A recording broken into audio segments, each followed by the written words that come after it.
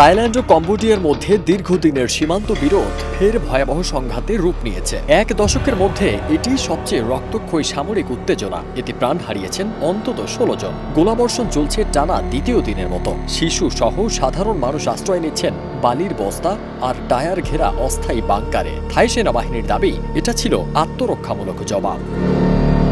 LME certified বিশ্বসেরা কপারে তৈরি Walton cables, যা আপনার স্থাপনাকে রাখবে সব সময় নিরাপদ।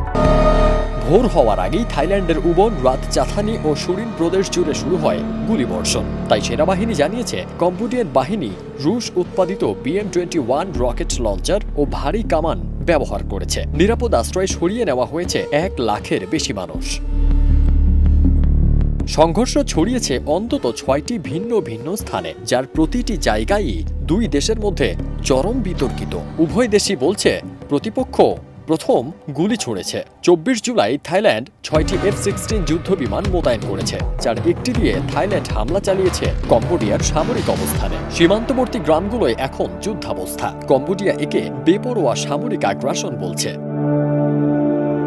থাই স্বাস্থ্য মন্ত্রণালয়ের তথ্যানুযায়ী নিহত 15 জনের মধ্যে 14 জনই বেসামরিক, আহত অন্তত 46 জন। এর মধ্যে সেনা সদস্যও রয়েছেন। এদিকে কম্বোডিয়া এখনও হতাহতের সুনির্দিষ্ট তথ্য দেয়নি। তবে সীমান্তবর্তী ওদারমিনজেই প্রদেশে নিহত হয়েছেন 1 জন বেসামরিক, আহত আরও 5 জন। অন্যদিকে আন্তর্জাতিক উদ্বেগ বাড়ছে।